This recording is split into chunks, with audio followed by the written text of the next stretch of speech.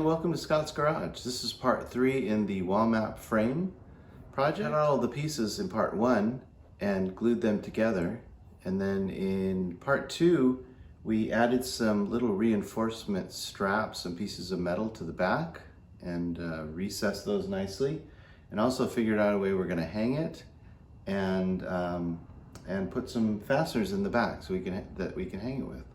So today I think what we're going to do is do some initial sanding, and then we're going to do our routering features on the inside and on the outside of the surround of the frame. So this wood is a little rough in some places, and so it's going to need some sanding. I think I have an 80 grit in the sander there.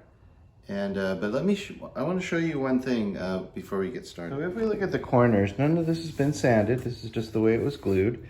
That looks pretty good. The other two corners look pretty good as well.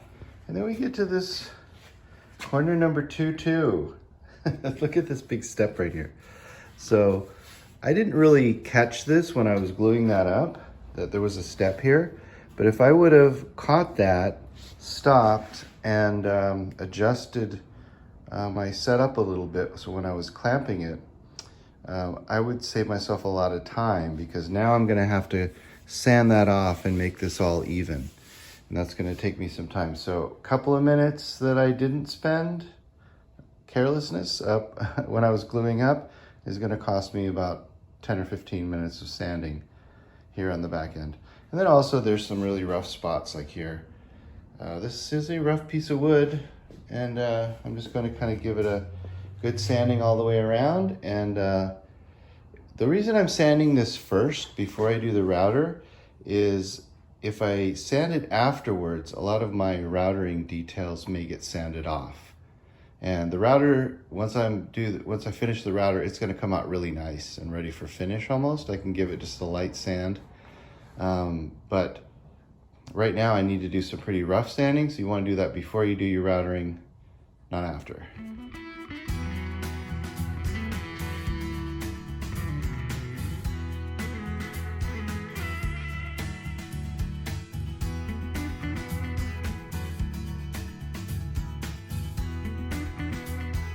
Now I'm going to work on the outside of the frame. So I'm going to change this straight bit that I use for relieving those brackets and things for a roundover bit. And I think what I'm going to do is put it down below that so it puts like a little nice detail along the top. It's going to round it over even with this bearing, and then it's going to leave a little step on the top. I'm going to do a practice to see how it looks. And what I can do is put my wrench on here as a gauge, so let's loosen up the height adjustment. You can just kind of turn this down, and then what I was going to do there in a second, I was going to look at my I'm just using my wrench here for a little bit of a gauge as to like how deep I want to go with that. I think about half the thickness of this step is sort of where I want to go. So it's always important to see which way the router is turning, because you don't want to go this way. You want to go against the rotation of it. So, because if you go with it, it'll tend to accelerate and skip. But if you go in the opposite direction,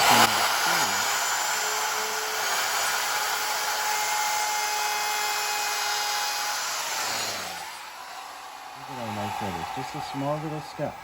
That's all I was looking for. Okay, so let's move the camera, and we'll set up for pass all the way around the workpiece.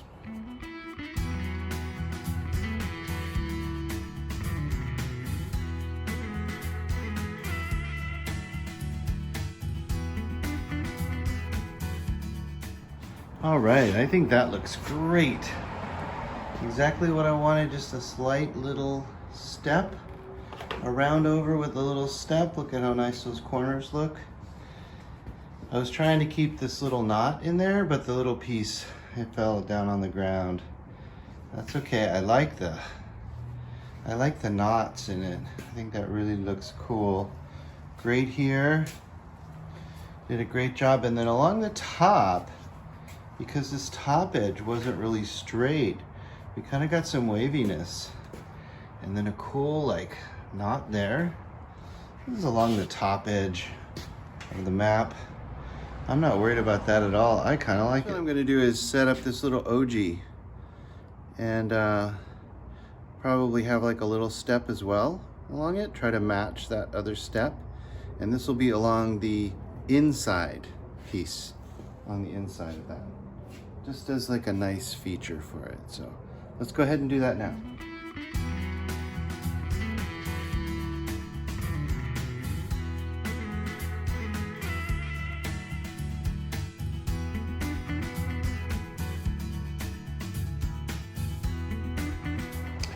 All right, so the routering of the inside and the outside is done. I really love the way it came out. There's a nice, just a little bit of a lip there. Nice OG feature. Round over on the outside. I know I couldn't quite figure out whether I wanted the OG on the inside or the outside or in the round over, but I think that looks kind of nice. It kind of comes in and frames and almost like pulls in the poster here. And we got a little bit of waviness, but I think that just about does it for this part. I forget which part of the project we're on, but whatever part it is, that's this part. And the next thing we're going to do is do some finishing and hanging. I think everything else, I'm not gonna use the power sander or any kind of power equipment anymore. I think anything else is just gonna be hand sanding. I think I have a little work to do on that corner, and I think I'll just do that with probably a block sander or a piece of sandpaper, just to kind of get some of the little hairs off of it. And then we'll do a stain and a polyurethane finish. All right, we're coming into the home stretch on this project. So I took a little bit of time to sand this a little bit. I just got some 120, just a piece of sandpaper in my hand, and then a piece of 100 on a sanding block, and just kind of went around and kind of just took off all the sharp edges like around here, and then any kind of pencil marks. I think there was a mark here that was still there before the sanding, taking off the pencil marks, any little shavings or whatever that are around there. And then I took a few minutes with a microfiber towel. You can use a tack cloth, but I just use a microfiber towel and kind of go around all of it, sort of blow it off just with my breath. And then nothing works, no tack cloth works as good as your hand. If you rub that, and you can feel all the burrs going over it just by touch almost. There's a lot of touch, and then anything sticks to your hand and it gets pretty darn clean just with your hand, and then just brush it off on your pants, and your pants get a little bit of sawdust on them, but it'll come off. All right, so let's talk a little bit about the finishing environment. It's pretty important, the environment that you finish in. Some of the folks, they have, their shop where they do all their cutting, and then they have another room where they do the finishing, like a mud room or something that closes up with doors, and they can be sawing and cutting, and there's sawdust everywhere, and then they go in the finishing room and close the doors, and it's all the air's nice and clean. I don't have that. So here's what you do if you don't have that. If you noticed when you looked around on the last scene, is that everything was cleaned up, because before I finished yesterday, I swept everything up, swept all the sawdust, and then I vacuumed all the surfaces, the workbench, everything that I could, to get everything really clean. And then leave it overnight, because when you're sawing and cutting, especially like with your sander, electric sander, and your router, it just sprays little bits of sawdust all up into the air. and they just hang there, and it's impossible only time, and they eventually will drift down. So once you clean your whole area, go away, finish for the day, come back the next day, and your area is going to be nice and clean. Now I did a little bit of sanding, and with the tack cloth, that doesn't seem to be a problem with what we're doing. I've done that before, and that doesn't seem to be a problem. Also, you notice that the doors are closed. So the garage door is closed, the back door is closed. You don't want to be finishing with doors open because the wind, all the dust and everything comes in. And right outside now it's like rainy and cold. The humidity is really high, and it can be cold, and you don't want that to mess.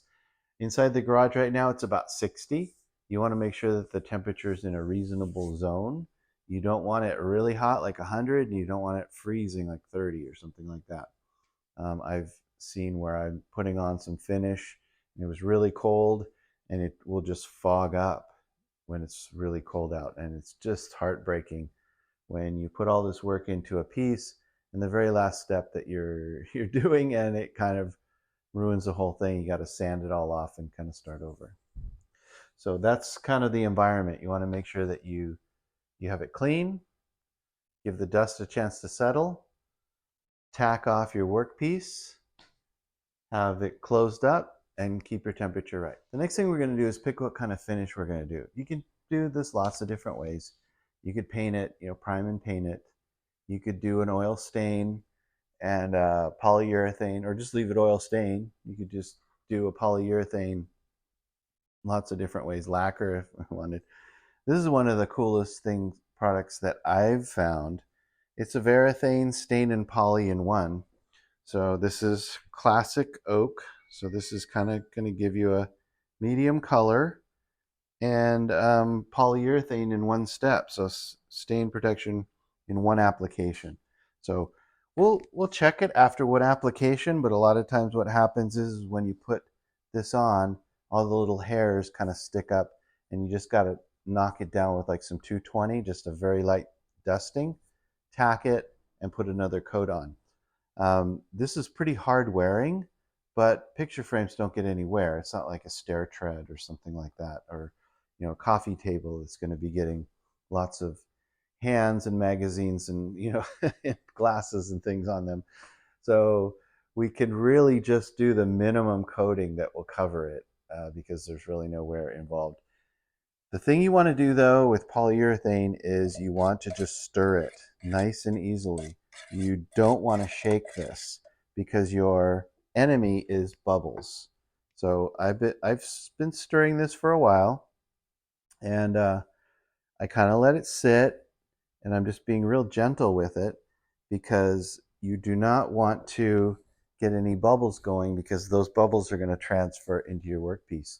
We're going to get bubbles anyway, but I'll show you how to deal with those, and I think we can get started with the finish.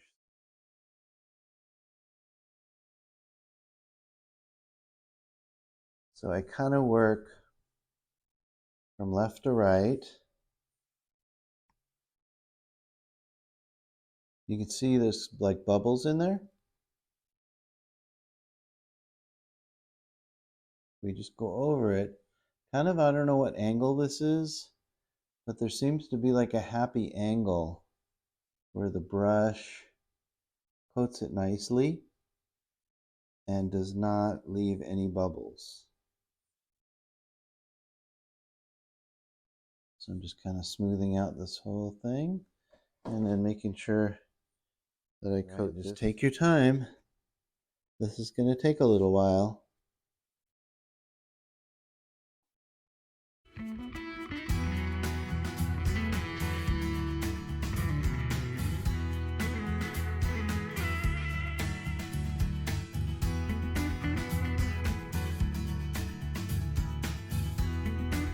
Coming into the home stretch, and so that means I'm getting a lot better at this. Usually the more I do something, the better I get. And I don't know, I spent probably half an hour going around it. It hasn't been that long. Maybe 40, no, half an hour I guess is good. So basically what I do is I kind of coat it, and then I come back So I'm painting, and then I come back and just kind of take out all the bubbles and give it a nice, even motion all the way. Then I move on. Grab some of the stain, let it drip off, put the large amount here, and then just kind of, not really that careful with this, just kind of coating this side, make sure I really look and get it all coating the sides, and then come back. Nice even, I don't know, there's a certain speed and a certain angle that just takes away all the bubbles and is going to give a nice even coat. Just let the brush conform to the piece.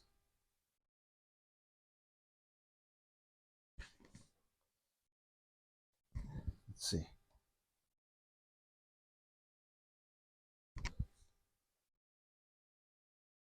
See, can you see all those bubbles in there? There's a ton of bubbles. Maybe it's not coming through, but you would be freaking out. I would be freaking out. I'd be like, oh my God, there's so many bubbles. Don't worry about it. Just probably doing like a foot at a time. And then you just come back at this angle and kind of at this speed. It's funny, the speed has a lot to do with it. If you go fast, it foams it up and creates more bubbles. If you go slow, I'm not sure what happens, but if you go slow, it takes you forever to finish. Let's do that. Let's do that. Okay, let's move this back here. And we are going to do our last little piece here.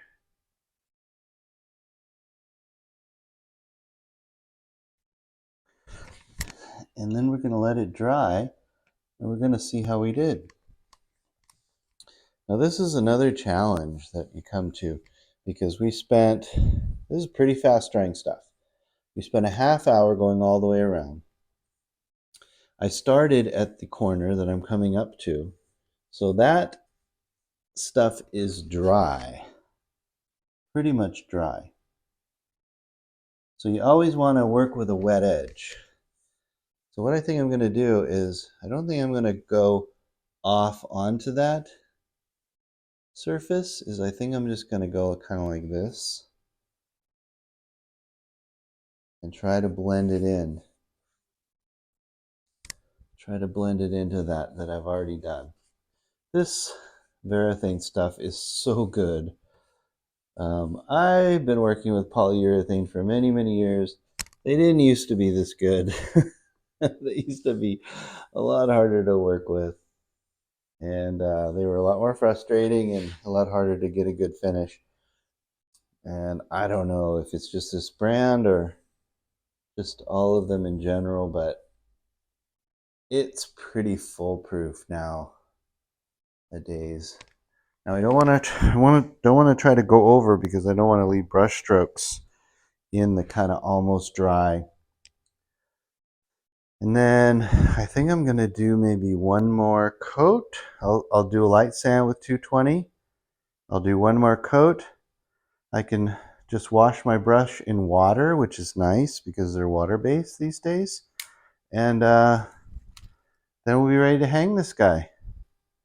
Getting close.